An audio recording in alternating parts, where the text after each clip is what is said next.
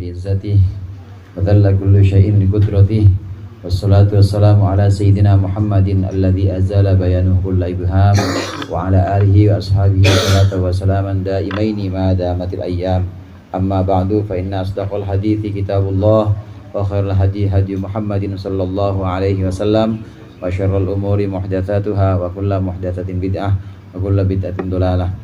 Segenap jamaah Majlis Ta'lim Hifdzul Amal, wabil khusus para ustaz, para hujjaj, dan tentunya kita doakan pula untuk orang tua kita Abi Haji Nasruddin, mudah-mudahan segala Allah berikan kepulihan dan kesembuhan. Hadirin sekalian yang dimuliakan oleh Allah dan yang berbahagia, mari sama-sama kita lanjutkan pengajian tafsir Marah Labid Surah Al-Baqarah ayat 237. Di ayat 236 kemarin disebutkan tentang hukum istri yang ditalak. Tentang hukum istri yang ditalak. Namun belum ada kesepakatan, belum ada ketentuan dari suami tentang berapa jumlah maharnya, serta belum juga dijima. Ketentuannya, kalau ada seorang istri ditalak oleh suaminya, sementara dalam akad tidak disebutkan maharnya itu kadarnya apa, atau tidak ditentukan jumlah maharnya, kemudian setelah akad dicerai, maka tidak wajib suami memberikan mahar. Namun kalau mau memberikan sesuatu yang namanya mut'ah. Mut'ah ini adalah sebuah hadiah untuk istri. Meskipun dia belum jima, tahu jima ya? Ya, kalau orang sini ya belum dapat apa-apa gitu maksudnya. Dan juga belum ditentukan maharnya, maka tetap dianjurkan untuk membayar mut'ah. Mut'ah ini semacam hadiah dan tidak wajib sifatnya. Ini mut'ah diberikan untuk istri yang setelah akad belum sempat dijima dan juga saat akad memang belum disebutkan jumlah maharnya. Nah, bagaimana sekarang kalau sudah dijima atau sudah menyebutkan maharnya? Ini ada dalam ayat 237 berikut ini. Bismillahirrahmanirrahim. Qala Allah Ta'ala wa huwa asdaqul qailin wa in talaqtumuhunna min qabli an tamassuhunna faqad faradtum lahunna fariidah fa nisfu ma faradtum.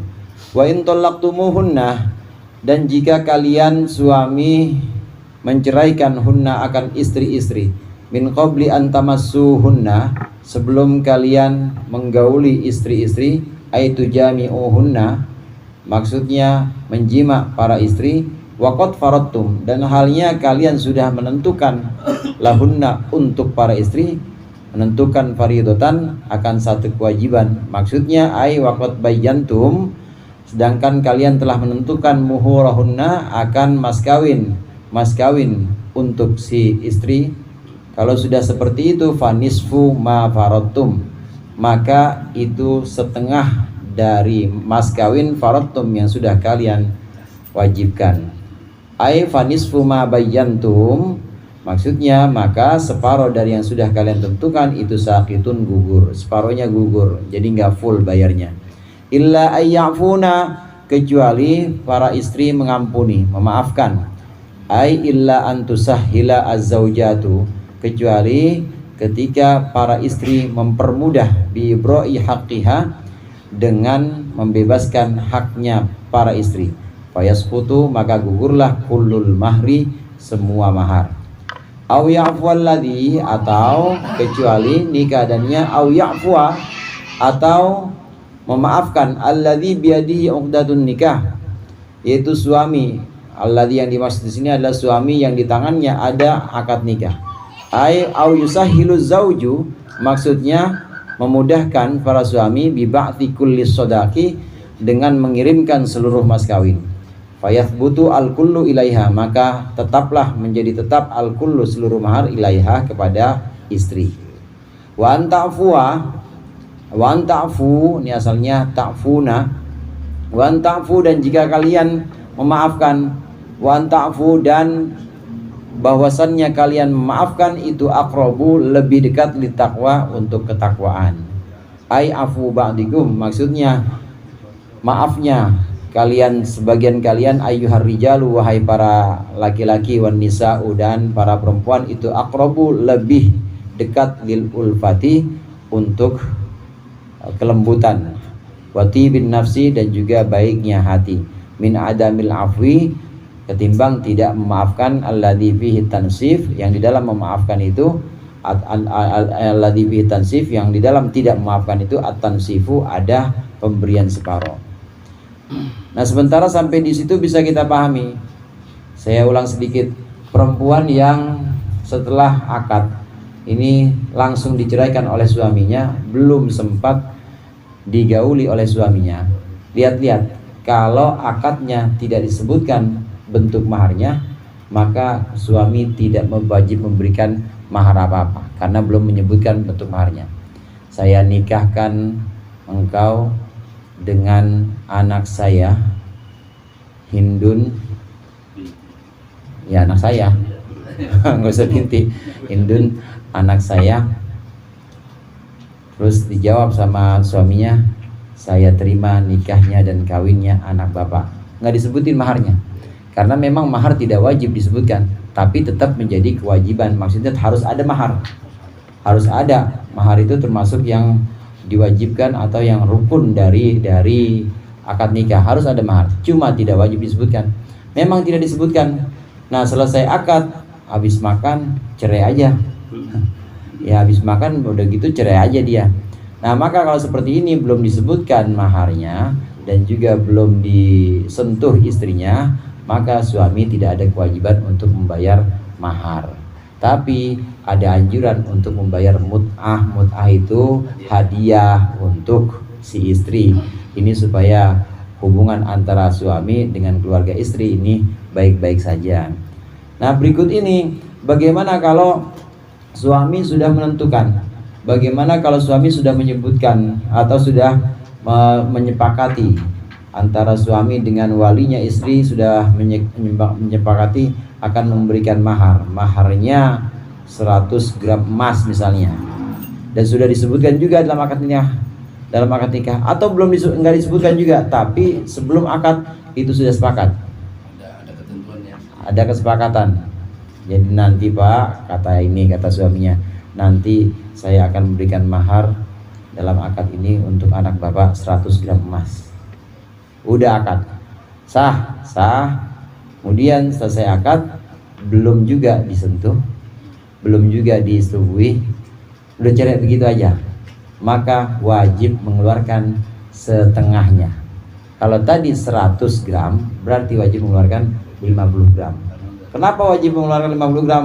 Orang belum dapat apa-apa, karena udah ngomong pengen kasih 100 gram. 100 gram kan orang udah kebayang-bayang, udah kebayang-bayang 100 gram, 50 gram. Kalau segramnya sekarang 3 juta kali 50, yaitu ya inovasi kan dapat itu, kata bapaknya.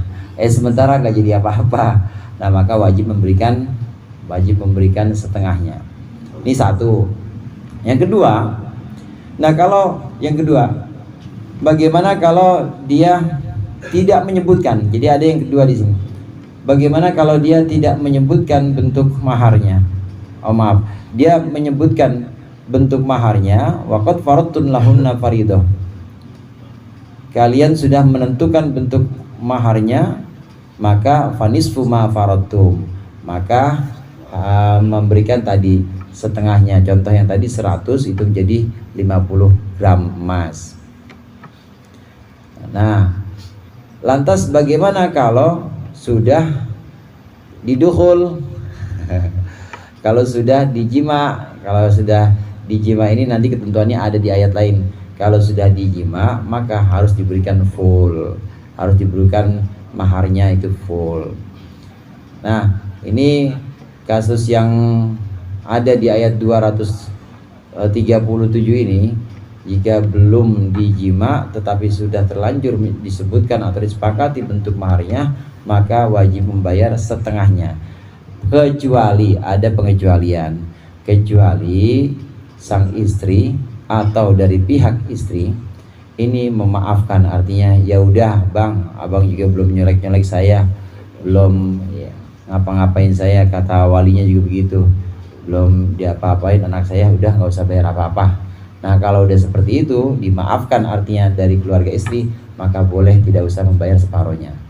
Atau au ya'fu alladzi biyadihi 'uqdatun nikah. Yang kedua kemungkinannya, atau saking itu walinya baik banget, demikian juga istrinya juga baik, ya udah saya belum diapa-apain juga, kata walinya juga begitu, anak saya juga belum dicolek dikit-dikit ajan juga belum, ya udah saya bebasin aja. Saking baik itu wali, akhirnya ini suami ikutan baik juga, jangan pak, saya kasih semuanya aja. Nah itu tuh orang sini tuh Saya kasih semua, saya udah terlanjur ngucap, pantangan saya kalau udah keucap saya ambil lagi, saya keluarin 100 gram. Nah ini maksud dari au ta'fuwa au ya'fu alladzi biyadi uqdatun nikah. Kalau laki-laki atau suami ini memaafkan, artinya dia mau mempermudah, dia mau meringankan penderitaan dari penderitaan atau kesedihan dari keluarga istri. Kan sedih itu, udah ngundang-undang, ya udah punya harapan banyak, tapi ternyata habis akad langsung cerai aja. Kan itu satu ini juga momok buat keluarga. Akhirnya suami, ya udah saya kasih semua 100. Ini yang namanya afu di sini, permaafan. Jadi memaafkan dari pihak istri atau memaafkan dari pihak suami. Dan ketahuilah bahwasannya kalian istri maupun suami, wa anta'fu aqrabu littaqwa, bahwasannya kalau kalian saling memaafkan maka itu lebih dekat kepada takwa, dan itu lebih bagus untuk kebaikan hati kalian. Itu juga lebih bagus untuk kelembutan hati kalian dibanding tidak memaafkan dan menuntut setengah dari mahar. Wala tansau al-fadla bainakum. Wala tansau, dan janganlah kalian lupa al-fadla akan pemberian bainakum antara kalian. Ay wala tatruku, maksudnya janganlah kalian tinggalkan ayatafaddala ba'duhum ala ba'din, agar memberikan siapa ba'duhum sebagian manusia ala ba'din atas sebagian lain. Ay bi ayyusallima az-zawju, gambarannya dengan memberikan siapa zauju suami, yaitu suami memberikan al-mahru akan maharnya ilaiha kepada istri bil kulliyati semuanya, au tatruka, atau meninggalkan siapa al-mar'atu istrinya al-mahru akan mahar bil kulliyati semuanya, seluruhnya. Ini yang disebut dengan fadl. Fadl itu satu kelebihan untuk orang-orang yang memang memiliki keutamaan. Orang yang disebut dengan fadil, orang yang utama. Orang yang utama itu nggak ngitung-ngitung, pokoknya dia memberikan lebih kepada orang lain. Kadangkala meskipun itu harus menanggung kesulitan, dia akan tetap memberikan. Ini yang namanya fadl. Nah janganlah kalian lupa bahwasannya memaafkan itu lebih dekat kepada ketakwaan. Demikian juga jangan kalian lupa bahwasannya saling memberikan keutamaan, yaitu untuk suami memberikan full maharnya, untuk istri membebaskan full, udah nggak usah dibayar, orang belum diapa-apain. Itu sungguh merupakan sesuatu yang amat baik. Jangan lupakan itu, pemberiannya seperti itu sangat dekat di sisi Allah. Innallaha bima ta'maluna, sesungguhnya Allah bima ta'maluna, dengan apa-apa yang kalian perbuat, minal fadli wal ihsani, yakni berupa pemberian wal ihsani, karunia atau pemberian wal ihsani dan perbuatan baik. Allah basirun, maha melihat. La yudayyi'u, Allah tidak menyia-nyiakan fadlakum akan karunia kalian atau pemberian kalian, wa ihsanakum dan perbuatan baik kalian. Bal yujazikum alaihi, tetapi Allah akan membalas kalian alaihi atas fadl dan ihsan. Ditutup ayat ini dengan innallaha bima ta'maluna basir. Sesungguhnya Allah terhadap apa yang kalian lakukan. Sesungguhnya Allah terhadap pemberian yang kalian lakukan. Si suami memberikan mahar full walaupun belum sempat disentuh istrinya, atau si istri membebaskan mahar full walaupun dia menanggung malu juga, tetap aja dibebaskan malu. Ketahuilah itu semua Allah lihat, itu semuanya Allah ketahui, dan pasti Allah akan memberikan balasan atau memberikan ganjarannya. Ini hadirin antara sesama mukmin, antara sama orang Islam, memang dianjurkan seperti ini.